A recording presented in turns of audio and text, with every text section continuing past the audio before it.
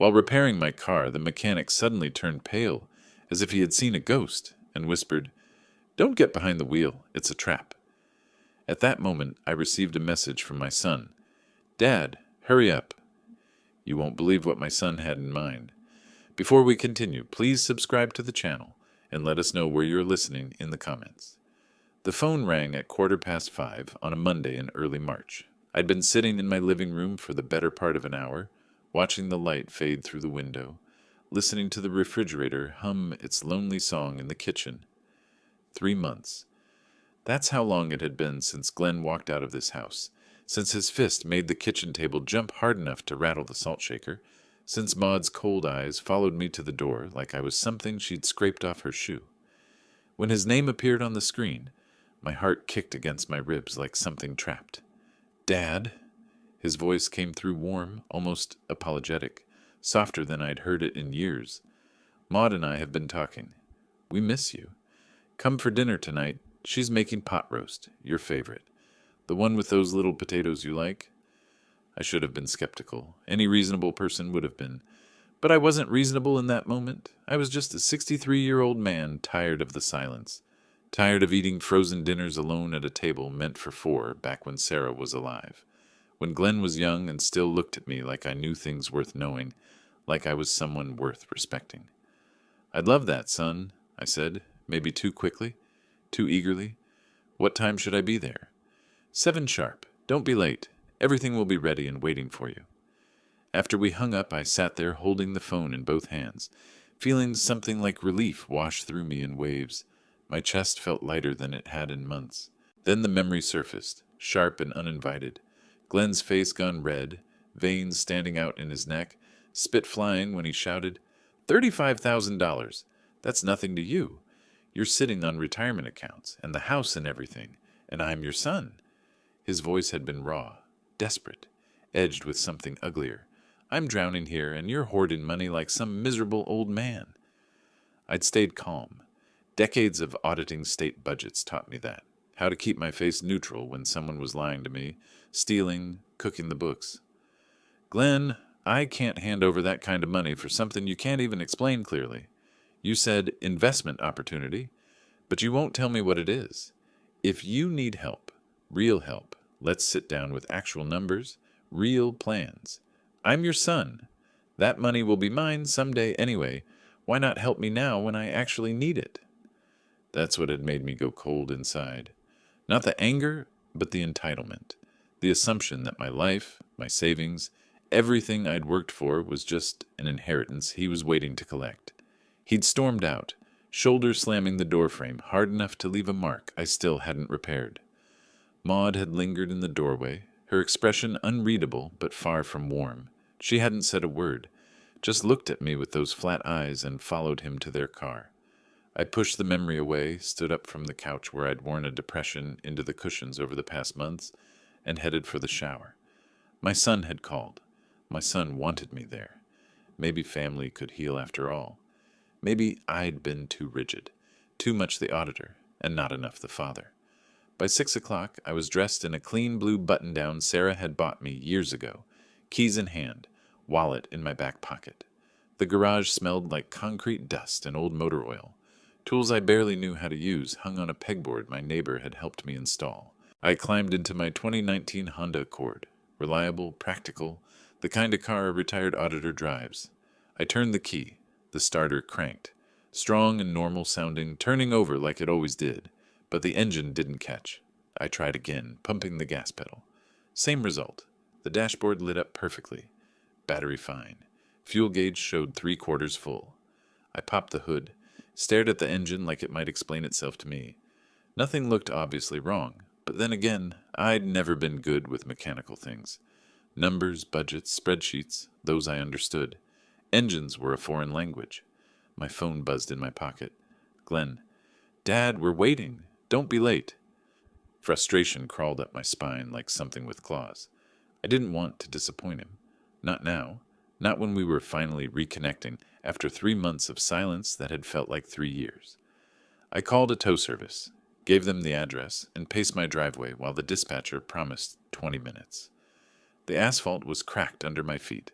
spiderwebs of damage spreading, something else I'd been meaning to fix since Sarah died, but never got around to.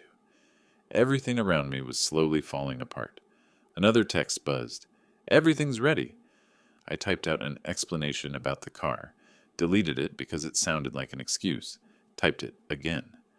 My hands were shaking slightly, a tremor I'd noticed more lately. Age, probably. Stress. When the tow truck finally arrived 40 minutes later, I climbed into the cab and gave the driver directions to Werner's Auto Repair, the only place I knew that might still be open this time of evening. "Happens sometimes with these newer cars," the driver said, glancing at me in the rearview mirror. He had a round face, friendly. "All those sensors and computers and emissions equipment. One little thing goes wrong, whole system shuts down. Werner's good, though. He'll figure it out quick." "I hope so," I said, staring out the window as my neighborhood slid past. The houses I'd watched families grow up in, the street where I'd taught Glenn to ride a bike. I really need to get somewhere tonight. It's important. The whole time, riding in that truck with my Honda hooked up behind us like a corpse being dragged, one thought circled through my head on an endless loop, a 3-month silence broken by a dinner invitation. I should be skeptical, but I'm not. I'm just tired of being alone in this house where every room reminds me of Sarah, tired of wondering if I was too hard on him, if I should have just given him the money and not asked questions. He's my son, my only child, the only family I have left in this world. If he's reaching out, I have to reach back. I have to believe there's still something worth saving between us. The tow truck pulled into Werner's Auto Repair at 7 o'clock exactly. Lights blazed inside the shop, harsh and industrial. A man in grease-stained coveralls was wiping his hands on a red rag, watching us pull in. The driver released my Honda from the flatbed with a mechanical groan and the screech of metal on metal. I climbed down from the cab, my knees protesting after sitting, and approached the mechanic. "Joe Werner? I called about my car. It's urgent. I need to get somewhere tonight. My son's expecting me." Joe nodded slowly, studying the Honda. "Let me get it up on the lift. Take a proper look." He gestured toward a scuffed door. "There's coffee in the waiting room if you want. Might be old, but it's hot. Won't take long." The waiting room smelled like burnt coffee and rubber. Cracked plastic chairs lined one wall. Through a scratched window, I could see Joe positioning my car on the lift. I sat down and pulled out my phone. 7:23. "Glenn. Dad, where are you?" 5 minutes later. "The food's getting cold. Then we're waiting for you." Each message felt more insistent, demanding. I typed apologies, tried to explain. My fingers felt thick on the screen. 25 minutes crawled by. I watched Joe work beneath the lift, methodical and focused. Then he straightened fast, and even through the window, I could see something was wrong. The color had drained from his face. He stood there staring at something under my car, then walked toward the waiting room. When he pushed through the door, his hands were trembling. "Mr. Gray," his voice was strained, "you need to see this. Right now." I followed him into the shop. The overhead lights were harsh, making everything look exposed. Joe pointed his flashlight at the brake lines. Even I could see it. A clean cut. Deliberate. Not wear or damage. Someone had sliced through the line. "Someone did this," Joe said quietly. "This wasn't an accident. Someone wanted you to crash. To die."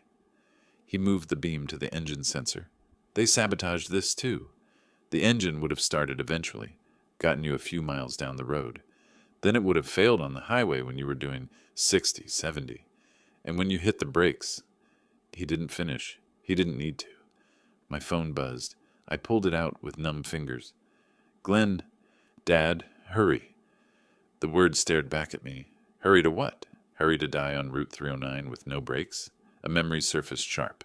Sunday night, 2:30 in the morning. A sound from the garage, metallic scraping. I'd lain there listening, decided it was nothing. Cats. Wind. But Glenn had a spare key. Glenn knew I kept the car in the garage. Glenn... The shop tilted. I steadied myself against the fender, breathed through my nose. 30 years of auditing kicked in, keeping my face neutral when discovering fraud. This was just another form of theft. Someone trying to steal my life. "Joe, I need you to document everything," I said steadily. "Photographs of both sabotage points. Written report. Don't touch anything else. Leave it exactly as you found it." Joe stared at me. Mr. Gray, we need to call the police. This is attempted murder. Whoever did this. I know what it is, I interrupted quietly, and I will handle it. But first, complete documentation. You know who has access to your garage? Joe's voice grew careful, suspicious. Who'd want you dead? Can you keep the car here overnight? Don't repair anything. Just photograph it, document it. I walked outside into the cool March air. The parking lot was empty. I paced, letting the cold clear my head. Through the window, I could see Joe photographing everything, writing notes. My phone buzzed again. Glenn. Dad, hurry. I stared at the message for 5 minutes. $35,000. That's what he'd asked for 3 months ago. I'd said no. Was that when he decided? Or earlier, when Sarah died and he realized he wasn't inheriting yet because I was still alive? How long has my son been planning to kill his own father? I typed. Mechanical problems. Won't make it tonight. Sorry. His response came within seconds. When can you come? That speed told me everything. He was waiting. They were both waiting at that table, wondering why their plan had failed. I'll let you know. Joe emerged with printed photographs and handwritten notes. What do you want me to do with this? I took the documentation, folded it into my jacket pocket. The paper crinkled against my chest. I need to rent a car. Anywhere nearby still open? He gave me an Enterprise address 3 blocks away. I opened my rideshare app. 8:05. 6 minutes away. The phone buzzed once more. Glenn. Dad? My thumb hovered over the keyboard. I could see it all now. The whole picture an auditor should have spotted. The invitation wasn't reconciliation. It was an execution. Get me in the car. Get me on the highway. Let the sabotage work. An accident. A tragedy. They'd inherit everything. House, savings, life insurance. Clean and simple. I closed the app without responding. The rideshare was 2 minutes away. I had somewhere to go, someone to see. Glenn was going to wait, just like I'd waited 3 months for a phone call I should never have answered. Just like he'd been waiting for me to die on the highway tonight. But I wasn't dead, and now I knew exactly who'd tried to kill me. The documentation felt heavy in my pocket as headlights swept across the parking lot. My ride had arrived. I climbed into the back seat, gave the driver the rental car address, and stared out the window at the passing streetlights. My reflection looked back at me, a 63-year-old man who'd just discovered his son wanted him dead. The auditor in me was already working, cataloging evidence, building a case. But underneath that professional calm, something else was growing, something cold and patient, something that knew how to wait, how to plan, how to find the weak spots in someone's defenses. Glenn had made a mistake tonight. He'd failed to kill me, and now I had time to think, time to plan. Time to make sure he paid for what he'd tried to do. The rideshare dropped me at Enterprise Rent-A-Car 3 blocks from Werner's shop. Fluorescent lights buzzed overhead while a young clerk processed my license and credit card, barely glancing up from her screen. 20 minutes later, I sat behind the wheel of a silver Toyota Camry that smelled like fake pine and strangers. My phone lay on the passenger seat, screen dark. Glenn's messages sat there unread, unanswered, burning like accusations I wasn't ready to face. I pulled onto the main road heading north. Lansdale was 30 minutes away through suburban sprawl and traffic lights. My hands were steady on the wheel, but my mind was working overtime, running calculations the way it had for 40 years in government audit offices. Motive clear. My estate was worth over $600,000. The house in Chestnut Hill appraised at $480,000 last year. Savings accounts, retirement funds, life insurance policy for $100,000 I'd kept since Glenn was born. All of it flowing to him when I died. Except I wasn't supposed to die, of old age. I was supposed to die Monday night on Route 309, when my brakes failed at 60 miles per hour. Means equally clear. Glenn had the spare key to my house. I'd given it to him years ago when I still trusted him, back when he was someone who'd check on me if I didn't answer the phone. He knew my schedule, knew I kept the car in the garage, knew that side door latch had been broken since winter. Opportunity? This past weekend. Saturday I was at the grocery store for 2 hours. Sunday morning at the farmer's market. Either time he could have slipped in, done the work, slipped out. The metallic scraping at 2:30. Sunday morning, that must have been him leaving, closing the door too hard, making noise he thought I wouldn't hear. The pieces aligned with mathematical precision. Every data point fit. A traffic light turned red. I stopped, stared at it without really seeing the color. 3 months ago, that argument in my kitchen wasn't just about money. It was a threat I'd been too stupid or too hopeful to recognize. Glenn's voice echoed in my memory, louder now. "You're sitting on a pile of money while I'm drowning in debt." The kitchen table jumping under his fist. And behind him, Maud with her arms crossed and her face carved from ice. No attempt to calm him down, no mediation, just cold calculation in those flat eyes. Then Glenn's parting words. "It'll all be ours eventually anyway. Not mine, ours, present tense, not future. Not talking about inheritance decades away, talking about this week, this month." I'd heard it then, but filtered it through a father's assumptions. I should have been listening like an auditor. Lansdale streets were quiet when I arrived just after 9. Modest two-story homes from the 80s lined both sides, most with their lights dimmed for the night. I found Glenn's house halfway down Maple Street, every window blazing like it was on display. I parked around the corner where I could see their living room, but they couldn't spot the car. Pulled out the small notebook I'd carried for 30 years, flipped to a clean page, noted the time. Old habits. Through the window, Glenn paced back and forth, phone pressed against his ear. Maud stood by the dining table, gesturing sharply. Even from here, I could read the frustration in her posture. Quick movements, pointing at him at the phone, shaking her head. I adjusted the rearview mirror, settled in to watch. My phone stayed in my pocket. 20 minutes passed. The scene inside didn't change much. Glenn checking his phone obsessively, Maud growing more agitated. But it was what I didn't see that confirmed everything. No dinner on the dining table, no pot roast, no little potatoes, no reconciliation meal. Instead, papers were spread across the surface in neat stacks. Even from outside, I recognized the format. Legal-sized documents, multiple pages, the kind I'd reviewed thousands of times. Estate paperwork, property transfer documents. They weren't preparing dinner. They were preparing to inherit. The meal was fiction. The forms were ready and waiting for news of my death. I took photos through the window with my phone. Evidence, documentation, the auditor's instinct to record everything. Glenn checked his phone again, showed the screen to Maud. She threw up her hands, said something sharp. He responded, defensive. They were waiting for a call, from police, from a hospital, from someone reporting an accident. They were waiting for confirmation their plan had worked. My hands tightened on the steering wheel until my knuckles ached. This was my son, the boy I'd taught to ride a bike, to throw a baseball, to balance a checkbook. The man I'd helped through college, through his wedding, through the early years when money was tight. And he'd stood in my garage 2 nights ago with a blade in his hand, methodically cutting through brake lines while I slept upstairs. Not in rage, not in passion. With premeditation and paperwork. The man I'd raised didn't exist anymore. Maybe he never had. I wrote in my notebook. 8:47 p.m. Glenn pacing, phone active. Maud controlling, frustrated. Papers on table. Legal documents, estate transfer format. No dinner preparations, expecting notification of death. Professional detachment. That's what got me through 40 years of finding embezzlement, fraud, theft. You can't let emotion cloud the evidence. The numbers tell the story. The timeline reveals the truth. Subject demonstrated clear motive, means, and opportunity. Evidence supports premeditated attempt on target's life. Subject poses continued threat to target's safety and assets. Recommendation, protective action required.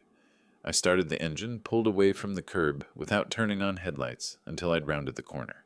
Already thinking strategically. Already covering my tracks. The highway back to Chestnut Hills stretched empty under sodium lights. I drove exactly the speed limit, signaled every lane change, hands steady despite everything. My phone buzzed on the passenger seat. I glanced at the screen without picking it up. Glenn, "Dad, are you okay? I'm worried. Please respond." Worried. The word sat in the car like poison gas. I took the exit toward home, toward the house with the garage where Glenn had stood, with hatred and a cutting tool, severing more than brake lines. The phone buzzed again. This time, I didn't look. I had work to do.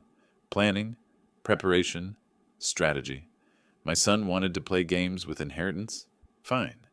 But I'd written the rules for 40 years, and I was about to teach him exactly what happens when you try to defraud an auditor. My house stood dark when I pulled into the driveway near 10. I sat in the rental car for a long moment, staring at the structure I'd called home for 30 years. The garage where Glenn had betrayed me, the back porch where I'd pushed his tire swing, the second-floor window of his childhood bedroom. All of it felt contaminated now. I got out, locked the car, entered through the front door, didn't turn on lights, walked through darkness to the kitchen, and sat at the table where Glenn's fist had made the salt shaker dance 3 months ago. Then I began to think. Hours crawled by. I filled notebook pages with analysis, columns of assets, vulnerabilities, required actions, drew lines connecting concepts, circled keywords. This was what I'd done for 4 decades. Trace the money, find the weakness, build the case. By dawn, I had a framework. By 7 Tuesday morning, I had a plan. I showered, put on a clean shirt and slacks. Armor for the day ahead. Then I picked up my phone. Glenn had sent 12 messages overnight, each more concerned sounding than the last. "Dad, please answer. I'm really worried. Should I come check on you?" I crafted my response with surgical precision. "Sorry, son. Car broke down seriously. Had to leave it at the shop. Reschedule dinner?" 3 dots appeared immediately. He'd been waiting, watching his phone. "Of course, Dad. Main thing is you're okay." I read it twice, heard the falseness like a wrong note. Main thing is you're okay. "No, Glenn. The main thing was supposed to be that I was dead on Route 309 with failed brakes, but I'm still breathing, and now you're scrambling." At 9, I sat in attorney Mark Davidis's office downtown. He was 44, sharp-eyed, with framed degrees covering one wall. His reputation for handling complex estate cases was why I'd chosen him. I didn't mention attempted murder, not yet.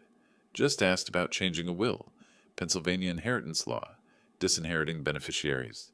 Davis explained the process, made notes, then looked up. "Pretty straightforward, Mr. Gray. You can disinherit anyone if you make your intentions clear in the document. But families can challenge." "What if the person I'm disinheriting tried to hurt me?" I interrupted quietly. "To gain the inheritance faster?" His pen stopped moving. "That's a different conversation, Mr. Gray. That's a very different conversation. Pennsylvania law is clear on this. If someone attempts to harm you for financial gain, they're automatically disqualified from inheritance. And we're talking serious felony charges, 10 to 20 years. "I need options," I said. "Legal options, before I make formal accusations." He studied my face. "How certain are you?" "Gathering evidence now." The police station came next.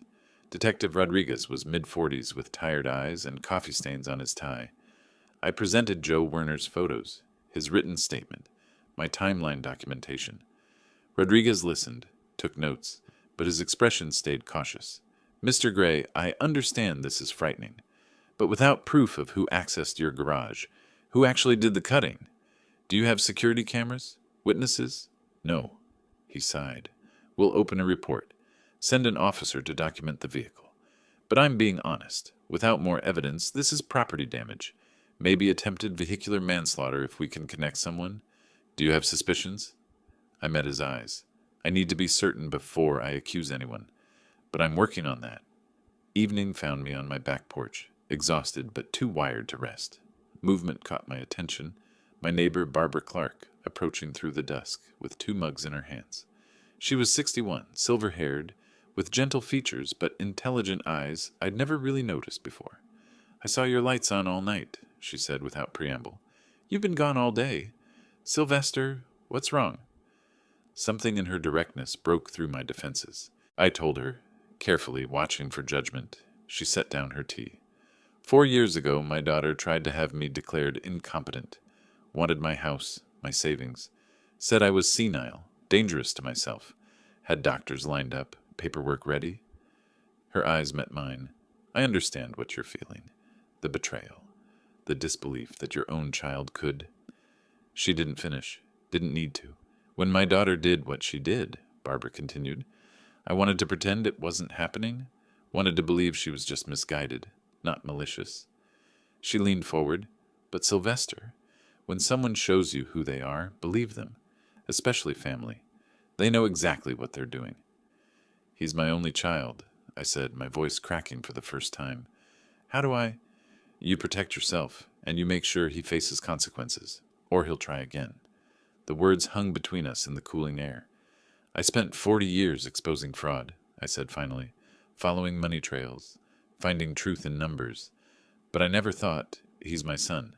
I changed his diapers, taught him to ride a bike, and now I'm building a case against him like he's just another file number. Barbara took my hand. He stopped being just your son when he cut those brake lines. You're not betraying him. He betrayed you. Remember that. Midnight approached. Barbara stood to leave, paused at the porch steps. I know what the next few days will be like. The doubt, the second-guessing, wondering if you're overreacting. She turned back. You're not. Trust your instincts. Trust the evidence. And if you need anything, someone to talk to, someone to remind you why you're doing this, I'm 3 houses down, any time. I watched her disappear into darkness, a small figure carrying more strength than I'd imagined. My phone buzzed. Glenn, Dad, when should we reschedule? Really want to see you. I typed, I'll let you know. I have some things to take care of first. His response was immediate. Like what? Like protecting myself from you. Like changing my will. Like making sure you never get a penny of what you tried to kill me for. But I wrote, just personal business. Talk soon. I turned off the phone completely. Inside, I climbed stairs to my bedroom for the first time in 36 hours. The notebook sat on my nightstand, open to tomorrow's page. 3 items in careful print. 1. Change locks. 2. Security cameras. 3. New will. Disinherit Glenn. Reason stated clearly. I closed my eyes. Sleep came finally, dreamless and dark.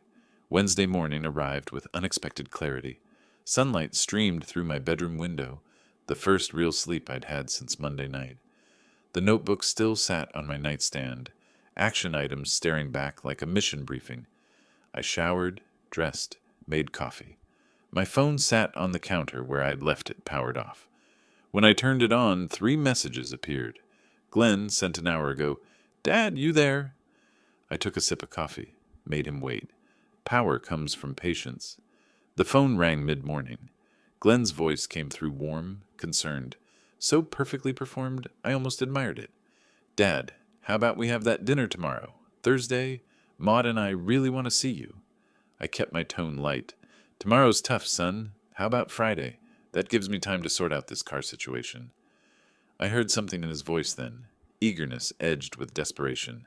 Friday works. Friday's perfect. After we hung up, I stared at my reflection in the kitchen window. Playing the oblivious father was harder than expected, but necessary. Barbara arrived late morning, and we drove together to Mark Davis's office. This time the conversation was different. Davis spread papers across his mahogany desk. Will templates, inheritance law summaries, criminal statutes.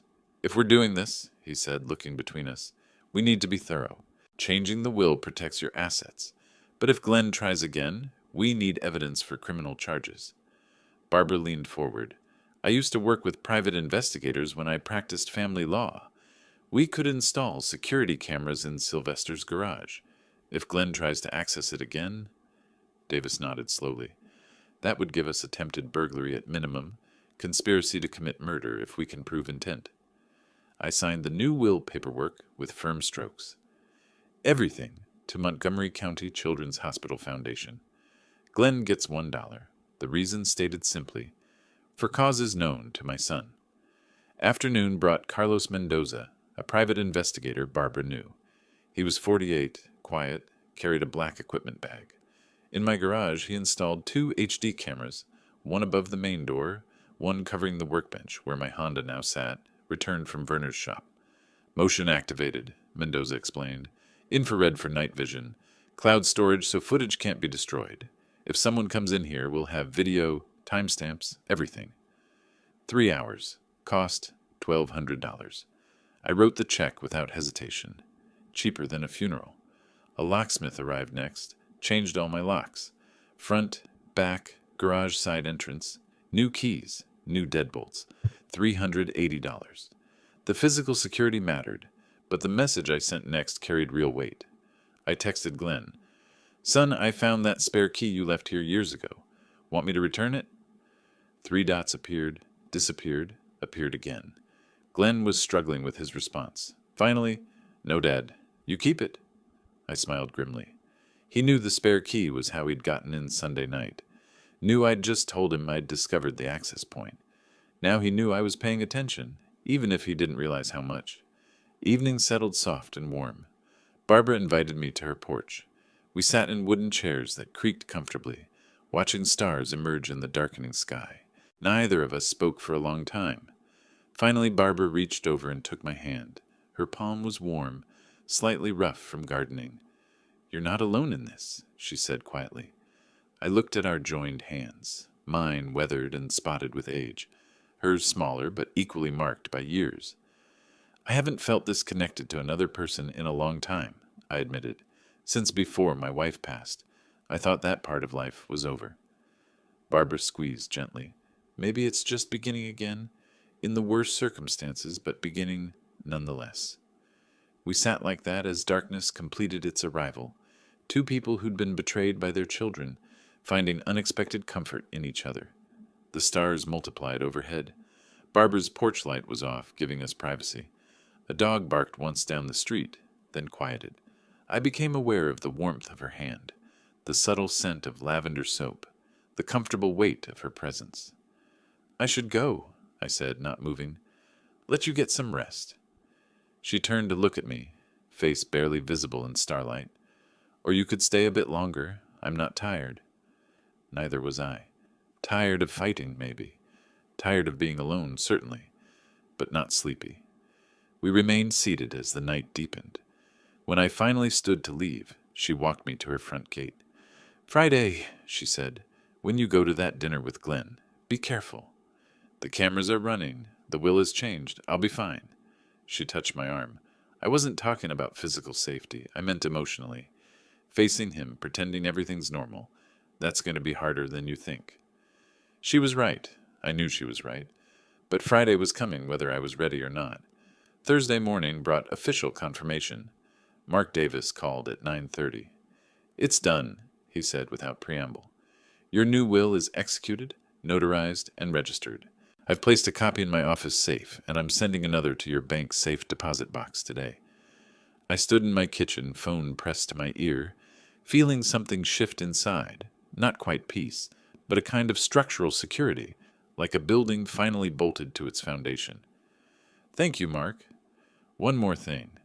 The will explicitly states the disinheritance reason, for causes known to my son. When this comes out, and it will eventually, that phrase tells the world you had specific reasons. It protects against challenges." After the call ended, I poured a second cup of coffee and considered my next move. Late morning, I called Glenn, kept my tone casual, rambling, the way an older man might talk about mundane worries. "Son, I've been thinking. This house is getting too much for me. Too many rooms, too much yard work.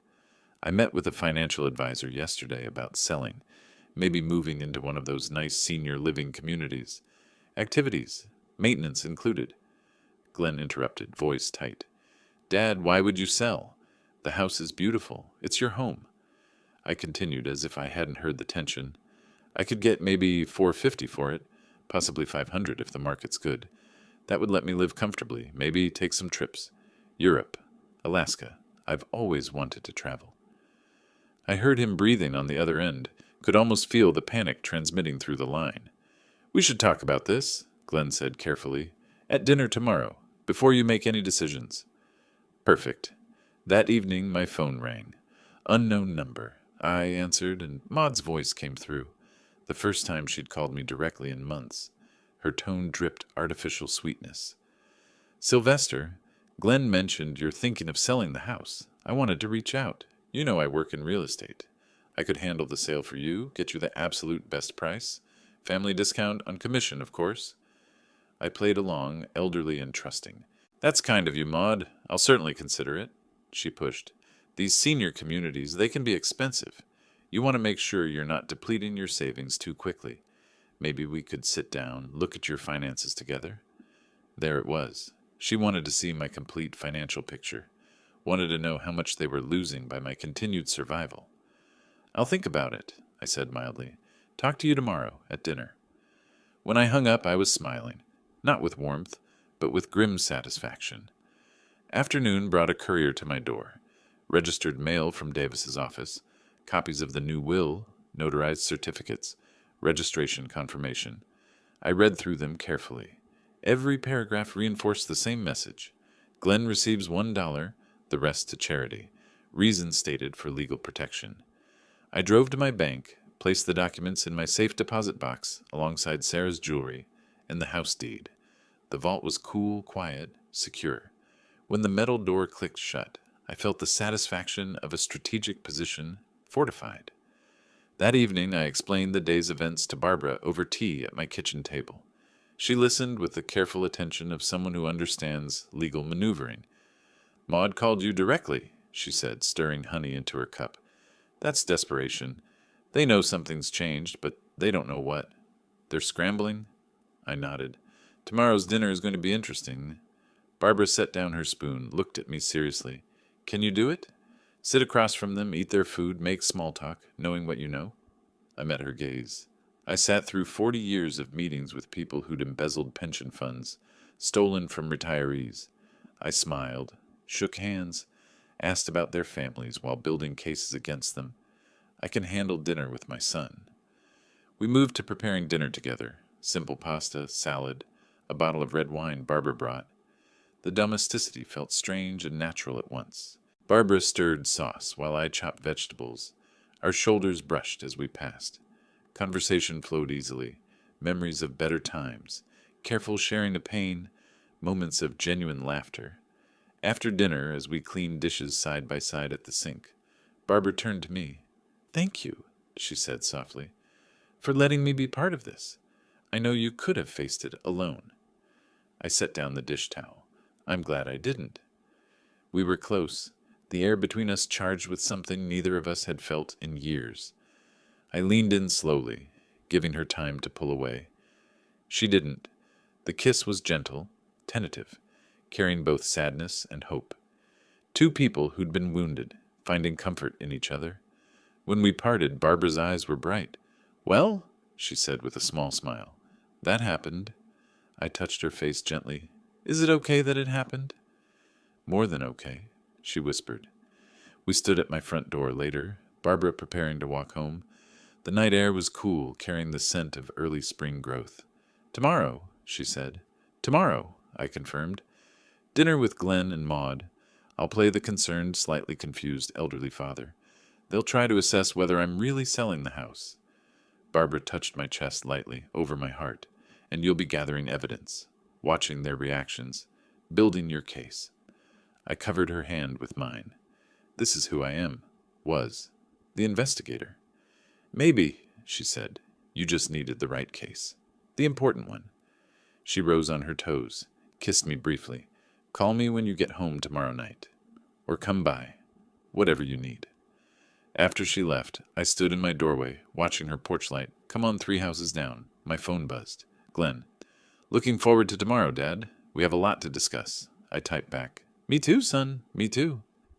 I meant it differently than he thought. He wanted to discuss money, manipulation, control. I wanted to watch them squirm, to gather evidence, to see exactly how far they'll go.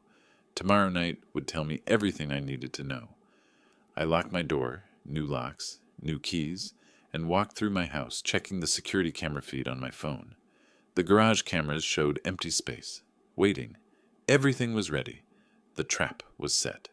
Now I just had to walk into theirs without getting caught. Friday arrived with the weight of inevitability. I spent the day in careful preparation, not physical, but mental, reviewing notes from the week, cut break lines, Glenn's panicked texts, Maud's transparent call. By late afternoon, I was dressed in slacks and a button-down, the uniform of a trusting father. Barbara appeared at my door just before I left. Remember, she said, touching my arm, you're gathering information, not confronting them. Not yet. I nodded, kissed her cheek. I'll call you after. The drive to Lansdale took 30 minutes. With each mile, I put on my mask, the slightly confused, slightly lonely elderly father who trusts his son. Glenn opened the door before I could knock. He'd been watching. Dad, great to see you. The hug was too tight, held too long. Over his shoulder, Maud stood in the hallway, smile bright and cold as chrome. When I mentioned I was still driving the rental because my Honda needed something complicated with the engine and brakes, I caught it, the briefest exchange of glances between them. Recognition, tension, fear. We sat at the dining table. The same table that held estate documents earlier this week now displayed careful domesticity. Pot roast, roasted vegetables, red wine. Maud served with practiced efficiency. I remember you love pot roast, Sylvester. She hadn't called me by my first name in years. The performance was transparent once you knew to look for it. Glenn played the attentive son, refilling my water glass, asking about my week. The conversation was surreal. 3 people eating a meal, 2 plotting murder while pretending normalcy, 1 pretending not to know. I played my part perfectly. The rambling older man, grateful for family attention, a little lonely, a little naive. Midway through the main course, I deployed my weapon. You know, I've been thinking a lot about the house. It's really too much for me now. I spoke with a real estate agent. They think I could get $480,000, maybe more. After taxes, about $455,000 clean. They froze. Maud's knuckles whitened around her fork. Glenn's smile became strained. I'm thinking of buying a small condo, maybe $200,000, and using the rest to travel. Europe, Paris, Rome, maybe Alaska too. The atmosphere shifted like air pressure dropping before a storm. Maud recovered first. Sylvester, that's a big decision. You shouldn't rush into anything. Glenn added, voice tight. Dad, the house is your life, your memories. You shouldn't sell. I continued, as if oblivious. Oh, and I was at my lawyer's office this week too. Just updating some documents. You know, at my age, you have to think about these things. I said it casually between bites. The reaction was immediate. Another desperate look between them. What kind of documents? Maud asked, trying to sound merely curious. I waved a hand vaguely. Estate planning things, boring legal stuff. My lawyer said it's important to keep everything current. I didn't elaborate. Let them imagine. Wonder. Panic. The silence that followed was heavy enough to suffocate. Dessert was rushed. Coffee declined. Glenn and Maud were barely maintaining their facades now. When I stood to leave, claiming early fatigue, the relief in their faces was palpable. Drive safe, Dad, Glenn said. We'll talk soon about the house, before you do anything. In the rental car, I watched them in my rearview mirror. The moment my car turned the corner, they rushed back inside. I could imagine the conversation, panicked, angry, desperate. I drove 3 blocks, pulled over, and called Barbara. It's done, I said. They're terrified. Her voice came through warm and worried. Are you okay? I considered. I'm not sure, but I'm in control. That's what matters. She was quiet for a moment. Be careful. Cornered animals are the most dangerous. I knew. I was counting on it. The drive home passed in a blur of streetlights and replayed conversations. Glenn's too tight hug, Maud's forced warmth, the way they both tensed when I mentioned the lawyer. When I pulled into my driveway, my phone showed 2 missed calls from Glenn. No voicemail, just silence and need. I didn't call back. Instead, I walked through my house. New locks, securing every entrance, security cameras recording every angle of my garage. The screens on my phone showed empty frames, my Honda sitting untouched, bait waiting. I texted Barbara, home safe, they're scrambling. I could see it in their eyes. Her response was immediate. Coming over. By the time she arrived 10 minutes later, I was sitting at my kitchen table with the lights off, staring at nothing. She didn't turn on the lights, just sat beside me in the darkness, took my hand. Tell me, she said quietly. And I did, not the strategic details, but the human cost. I looked at my son tonight and saw a stranger, worse than a stranger, an enemy. My voice cracked slightly. When did I lose him, Barbara? When did he stop being my child and become this? She squeezed my hand. You didn't lose him. He chose a path. That's not on you. We sat in the darkness, 2 people who'd survived betrayal by their children, holding each other's pain. Outside, night settled deep. Somewhere Glenn and Maud were plotting their next move, and I, despite the ache in my chest, was ready. Saturday unfolded with careful normalcy. I woke beside Barbara. She'd stayed the night, both of us needing the comfort of not being alone. We shared coffee in morning sunlight, talked about nothing important, let ordinary routine provide shelter from the storm building around us. By early afternoon, Barbara returned to her house. I decided on a grocery run, milk, bread, the weekly basics that continue regardless of family betrayals and murder plots. The store was crowded with weekend shoppers. I moved through aisles on autopilot, mind elsewhere, replaying Friday's dinner. When I turned onto my street with grocery bags in the passenger seat, I saw it immediately. Glenn's car in my driveway. He stood at my front door, shifting his weight, checking his phone, radiating nervous energy. When I pulled in, his head snapped up. "Dad, we need to talk." Not a greeting, a demand. I took my time gathering grocery bags, using the moments to prepare. My heart rate elevated, but my hands stayed steady. "Of course, son. Come inside." I unlocked the door, new locks, new keys Glenn doesn't have, and we entered. The house felt different with him in it now, contaminated by his presence.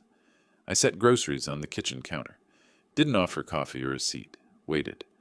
Glenn paced the living room. Couldn't stand still. "Dad, I've been thinking about what you said. About selling the house." I remained neutral. "Yes?" His voice rose. "This house, it's not just yours. It's family. It should stay in the family. Mom lived here. I grew up here. You can't just sell it to strangers." I felt the calculated manipulation, the appeal to sentiment. "It's my house, Glenn. I can do what I want with it." His control began slipping. "But what about me? What about your family? Don't I matter?" The entitlement in his voice was naked now, undisguised. "Of course you matter. But I don't understand why you're so concerned about what I do with my own property." Glenn stopped pacing, faced me directly. His face was flushed, jaw clenched. "Because it should be mine. I'm your son. I have a right to it." The words hung in the air like smoke from a gunshot. I went very still. "A right? To property I own? To money I earned?" Glenn realized he'd said too much, but couldn't stop now. "I'm drowning in debt, Dad. $75,000. Maud and I, we need—" He caught himself, tried to recover. "We just think you should keep the house. For the family. For memories." But then, fatally, if everything had just gone according to plan. He stopped. His face went pale. The words trailed into silence. My voice dropped to barely above a whisper. "If what had gone according to plan, Glenn?" The question sat between us like a live grenade. Glenn backed toward the door. "Nothing. I just meant—" I stepped forward. "You meant if I'd driven my car last Monday, if the brakes had failed on the highway, if I'd died in the accident you arranged." His face drained of all color. "You're not—" He couldn't form coherent words. "Get out," I said, voice like ice. Glenn fumbled for the doorknob, escaped into the afternoon sunlight. His car peeled out of the driveway, tires squealing. I stood in my doorway, watching until the car disappeared, then closed and locked the door. My hands shook as I pulled out my phone. Called Detective Rodriguez. He admitted it. Not directly, but enough.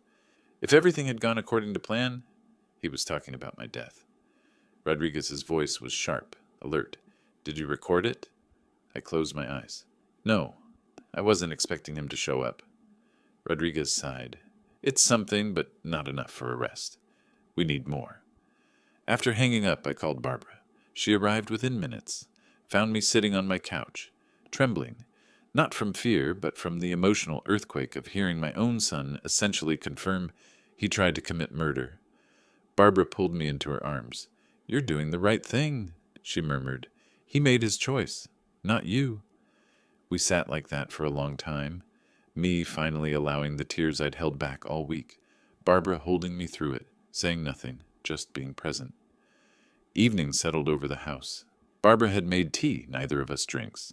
We sat close on the couch, her arm around my shoulders, my head leaning against hers. "What happens now?" she asked. My voice was rough from crying. "We wait. Rodriguez has his verbal slip on record, but it's not enough for arrest. We need more." Barbara shifted to look at me. "The camera's in the garage. If Glenn tries again—" "If he tries again," I finished, "we'll have him on video.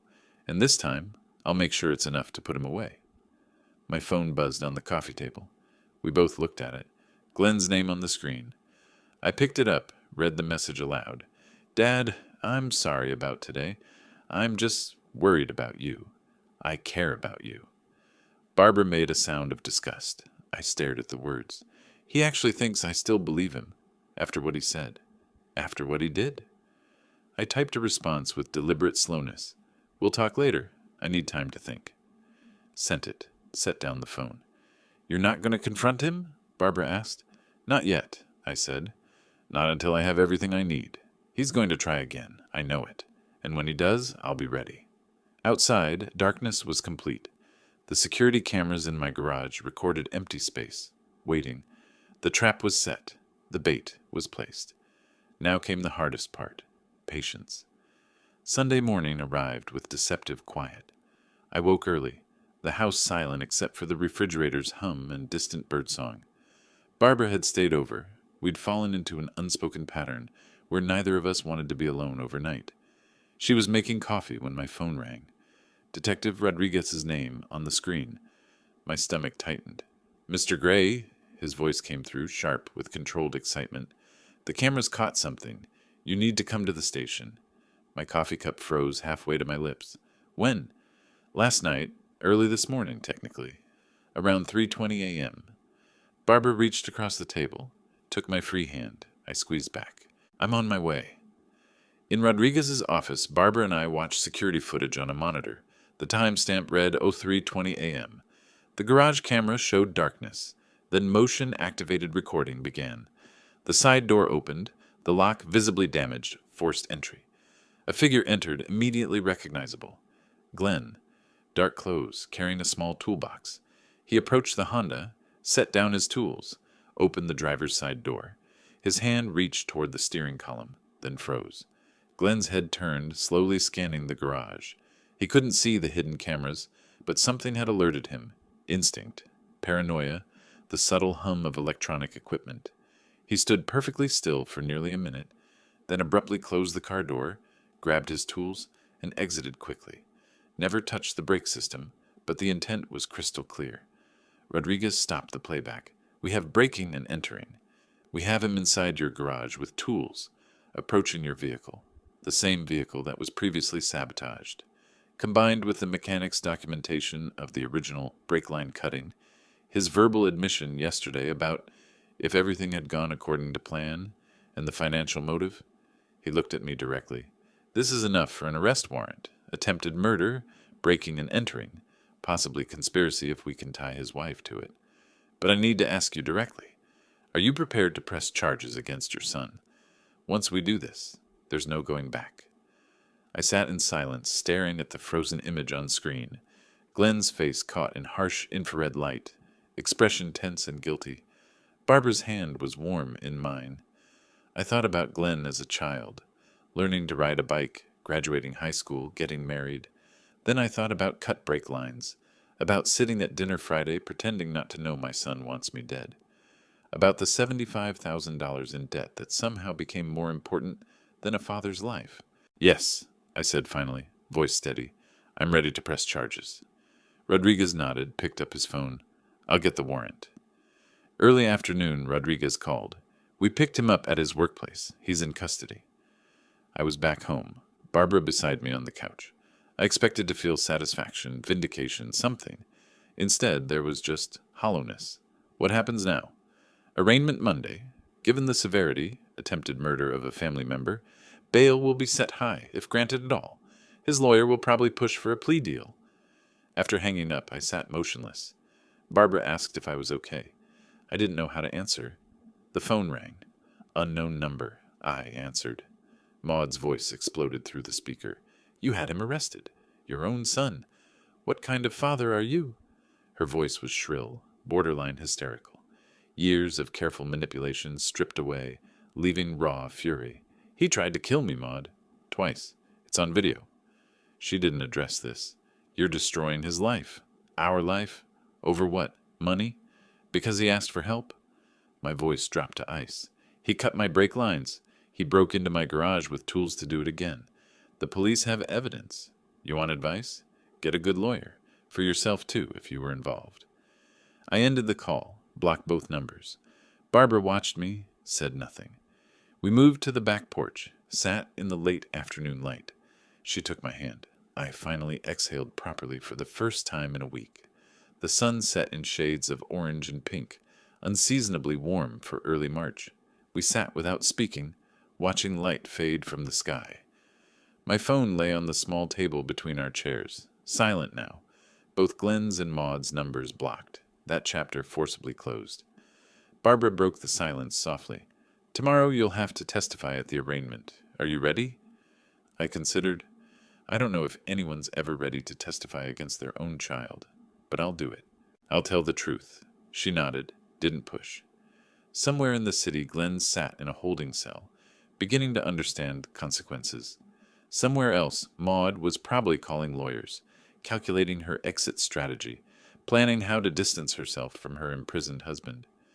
But here, on this porch, I felt something I hadn't felt since Monday evening when my car wouldn't start. Peace. Not happiness, the wound was too fresh for that, but peace. The knowledge that I was safe, that justice was moving forward, that I didn't have to look over my shoulder anymore. Barbara stood, offered her hand. "Come inside. I'll make dinner. Something simple." I took her hand, let her pull me to my feet. Through the window, I could see my kitchen. Warm light, familiar space, now shared with someone who understands betrayal and survived it. Who's teaching me that survival isn't just about safety, but about choosing to live fully after nearly losing everything. We walked inside together, leaving the darkening evening behind, ready to face whatever tomorrow brings. The week following Glenn's arrest passed in a blur of legal proceedings. Monday's arraignment. Glenn entered the courtroom in orange jumpsuit and handcuffs. Wouldn't meet my eyes. Bail denied due to severity and flight risk. His court-appointed attorney immediately began negotiating. By Wednesday, a plea deal was offered. I met with the prosecutor, a sharp-eyed woman in her 40s, who laid out the options. First-degree attempted murder carries 20 years, but proving premeditation to a jury is uncertain, even with your evidence. Your son's attorney is pushing for a deal: assault with intent to cause serious bodily harm, plus breaking and entering. 6 years total. Eligible for parole in 4 with good behavior. She watched my face. "It's your call. We can take it to trial if you want." I thought about months of testimony, reliving everything publicly. Thought about Barbara, about moving forward. "Take the deal," I said. 6 years is enough. The courtroom was small, wood-paneled, fluorescent lit. I sat in the gallery, Barbara beside me, her hand in mine. The prosecutor presented the plea agreement.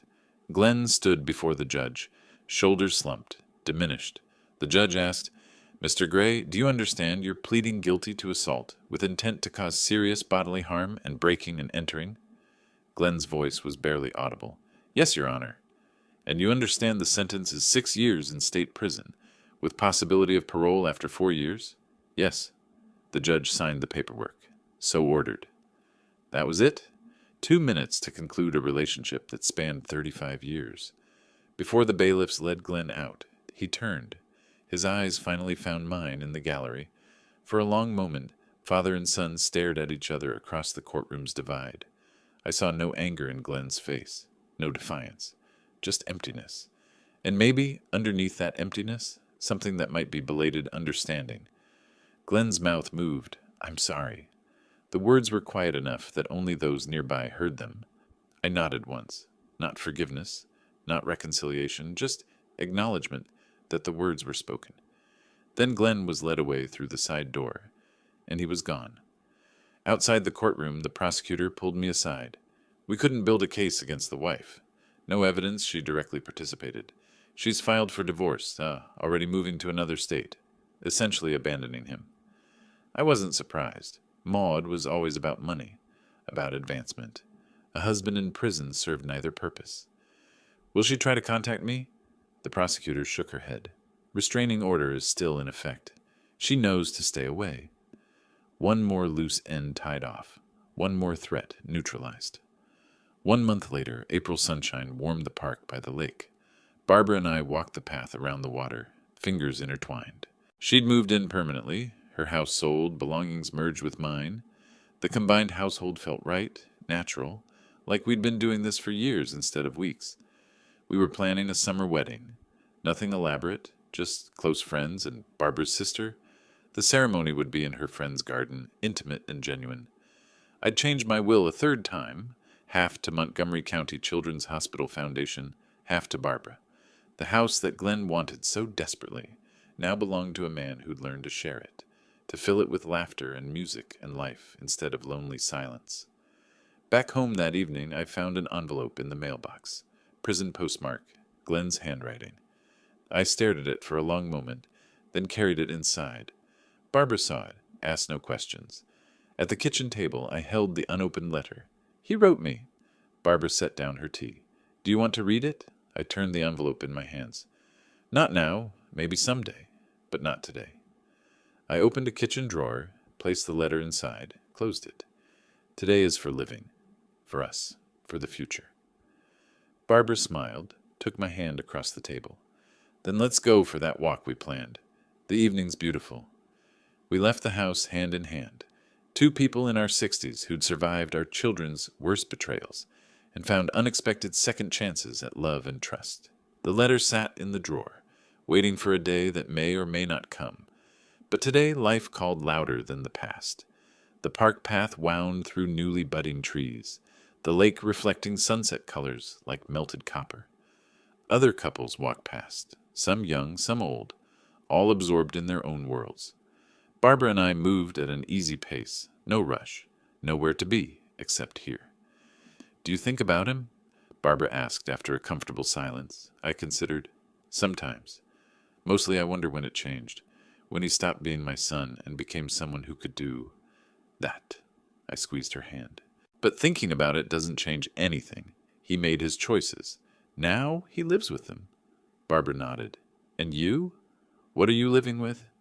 I stopped walking, turned to face her fully. The setting sun lit her silver hair, her face open and kind.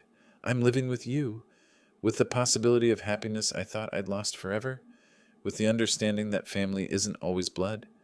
Sometimes it's the person who stands beside you when everything falls apart. She rose on her toes, kissed me gently. Good answer. We continued our walk, circling back toward home as twilight deepened. In the kitchen drawer, Glenn's letter sat unopened, its words frozen in time, waiting for a moment that may never arrive. But out here in the living world, I walked hand in hand with Barbara Clark, two people who'd earned their second chance through survival and courage, and the willingness to trust again. The house ahead showed lights in the windows, our home now, filled with shared meals and conversation and the quiet comfort of companionship. Justice had been served. Safety had been secured, and most importantly, improbably, life had become worth living again. Not despite the betrayal, but because I chose to survive it, to fight back with truth and law, rather than bitterness, and to accept love when it appeared in the aftermath. The evening air carried the scent of spring flowers. Somewhere a bird called its final notes before nightfall. And I, Sylvester Gray, 63 years old, retired auditor, survivor of my son's murder attempt, walked toward home with the woman I love, ready for whatever tomorrow brings. If you like this story, please like this video, subscribe to the channel, and share your impressions of this story in the comments. To listen to the next story, click on the box on the left. Thank you for watching.